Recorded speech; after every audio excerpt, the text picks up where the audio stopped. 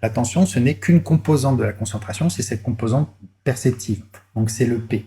Mais il y a également cette intention et cette manière d'agir qui viennent compléter pour vraiment définir globalement ce que ça signifie que de se concentrer.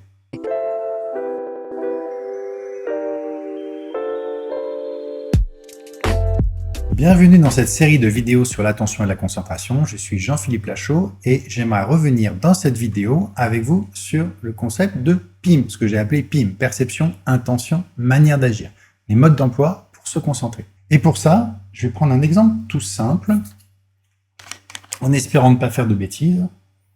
Je vais essayer de remplir ce verre avec cette bouteille sans renverser, en essayant de remplir à ras-bord. Le suspense est terrible. Je m'arrête. Alors je vais boire un peu parce que sinon je vais renverser en expliquant la suite. Voilà. Alors j'ai dû me concentrer, sinon j'aurais fait des bêtises. Pour me concentrer, j'ai dû, parmi tout ce que je pouvais percevoir du monde autour de moi, même de mes sensations corporelles, de ma respiration, de mes pensées, etc., j'ai dû favoriser une perception en particulier. Cette perception était de nature visuelle, c'est-à-dire que je devais faire attention à bien percevoir quelque chose de visuel. Percevoir quoi? Alors non pas le verre dans sa globalité, même si on se doute bien que c'est là que ça se passait, mais plus exactement la distance entre l'eau et le haut du verre. C'est ça qui est important. Que le verre soit transparent ou non, sa forme, la couleur de mes mains, n'importe quoi, tout ça n'a pas d'importance. Ce qui est vraiment important ici, ce que je dois percevoir en priorité, c'est vraiment cette distance qui diminue entre la surface de l'eau et le haut du verre. Et puis, tout se remplissait, mais je devais contrôler, j'avais un moyen de contrôle sur ce qui se passait, pour ne pas que ça déborde. Et mon moyen de contrôle, c'était simplement de contrôler l'angle de mon poignet, qui déterminant donc le débit d'eau. Donc j'agissais sur le débit d'eau de cette façon-là. Donc je couplais une perception visuelle, ici, très précise, avec une manière d'agir également très précise. Donc on est bien dans ce P et de ce M du PIM. L'intention, elle-même, était extrêmement précise, puisque l'intention, c'était que la surface de l'eau se rapproche le plus précisément possible du haut du verre, sans la dépasser. Donc une perception, une intention, une manière d'agir. Je répète, je faisais donc attention à quelque chose en particulier, à une perception bien particulière, pouce, perception. Je cherchais à faire quelque chose de bien précis, mon intention, je faisais attention à bien faire quelque chose, à bien réguler l'angle de mon poignet. C'était mon moyen d'action, ma manière d'agir.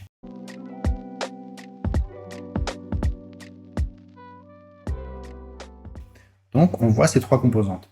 J'en profite pour dire que tout est très précis. C'est-à-dire que si j'explique comment se concentrer pour faire ça à quelqu'un, il ne peut pas me dire « je ne peux pas faire attention à la distance entre la surface de l'eau et le verre ». Je n'y arrive pas. En fait, il suffit de vouloir le faire pour y arriver. Je ne peux pas contrôler l'angle de mon poignet. S'il a une motricité normale, il y arrive. Il suffit de vouloir le faire pour y arriver. Je ne peux pas avoir l'intention qu'il n'y ait pas de débordement. Évidemment, il suffit de vouloir pour y arriver. Donc, vous voyez ce que je veux dire? C'est que chaque composante du PIM, en fait, est quelque chose sur lequel on a un plein contrôle. Et ça, c'est très important. Parce que quand vous dites à quelqu'un « concentre-toi », en fait, justement, c'est une consigne vague sur laquelle il n'a pas de contrôle.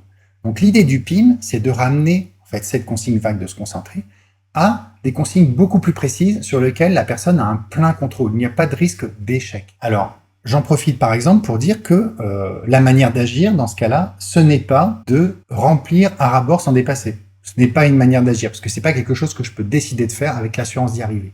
Non, ma manière d'agir, ce sur quoi j'ai le plein contrôle, c'est vraiment d'ajuster l'angle du poignet. Mon intention, donc pour préciser ce que c'est et pour qu'on soit bien clair sur cette idée, l'intention, c'est ce qui guide le mouvement et c'est ce qui vous permet de savoir si vous avez réussi ou non, tout simplement. Si vous n'avez pas d'intention, vous ne pouvez pas savoir si vous avez bien réussi ou non. Si par exemple, je n'ai pas l'intention de ne pas déborder, je mets de l'eau partout, j'ai pas mal fait puisque j'avais pas l'intention de ne pas déborder.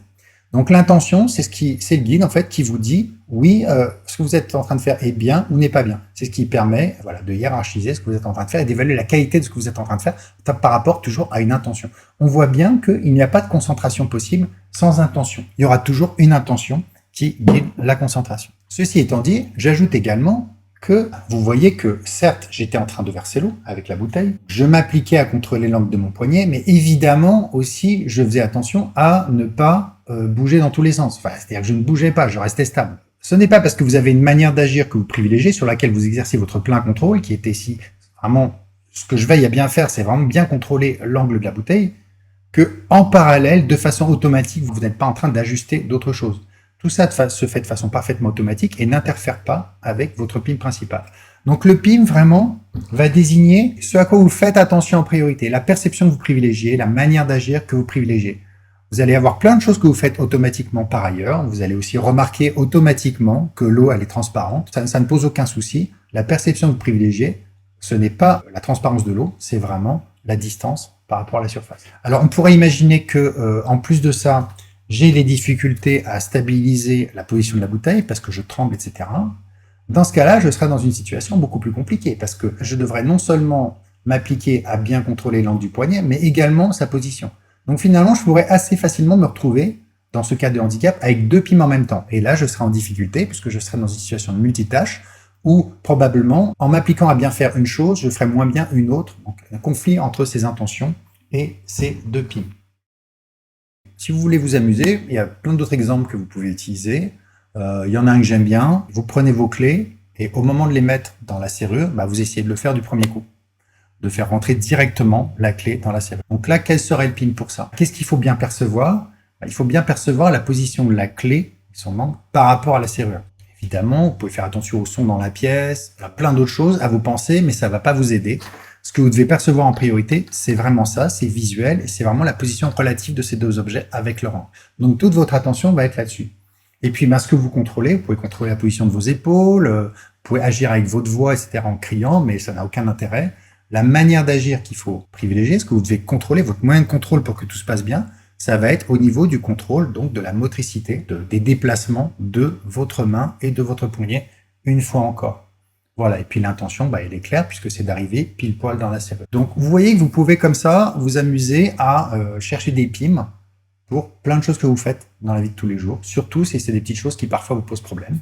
Vous allez réfléchir, voilà, quel est mon PIM? Finalement, mon attention, je la pose sur quoi? Quelle est la perception que je privilégie? Quelle est ma manière d'agir? Qu'est-ce que je contrôle? Qu'est-ce qui me permet de faire en sorte que tout se passe bien? Et justement, qu'est-ce que ça veut dire que tout se passe bien? Quelle est mon intention? Donc, un PIM pour chaque activité. Je termine en rajoutant que si dans les exemples que vous avez vus avec moi à l'instant, on est dans une cible attentionnelle, une perception qui est relativement restreinte, se concentrer, ça ne veut pas dire forcément avoir une attention très restreinte comme ça sur toute petite. Vous pouvez très bien avoir une attention qui est large. Dans un PIM, par exemple, imaginez que vous soyez en train de conduire sur l'autoroute, eh bien, vous pouvez très bien avoir comme perception privilégiée la distance de votre véhicule aux autres véhicules autour. C'est-à-dire que, globalement, vous créez une cible attentionnelle unique à partir des différentes voitures qui sont autour de vous, un peu comme un vol d'oiseaux, quand on voit tous les oiseaux ensemble pour voir la forme du vol d'oiseau ou un banc de poissons, vous faites la même chose avec ces voitures-là, et finalement, c'est cette perception-là de cette forme et de la distance de cette forme globale à votre véhicule que vous allez privilégier et qui va vous permettre d'ajuster la vitesse de votre véhicule, puisque votre façon de contrôler, ce sera évidemment avec le volant, mais principalement, j'accélère et je ralentis en appuyant sur la pédale. Donc là encore, un moyen d'agir, une perception, etc. Et bien sûr, une intention qui est très claire, qui est de ne pas trop vous rapprocher de ces véhicules. Donc, la perception peut être très large, elle n'a pas à être petite. Être concentrée, ce n'est pas forcément ramener toute son attention sur un tout petit objet. Et pour finir, vous voyez bien que donc l'attention, ce n'est qu'une composante de la concentration, c'est cette composante perceptive. Donc c'est le P. Mais il y a également cette intention et cette manière d'agir qui viennent compléter pour vraiment définir globalement ce que ça signifie que de se concentrer. Merci beaucoup. Je vous retrouve dans d'autres vidéos où on parlera de PIM expert, d'alternance entre PIM, etc. Merci.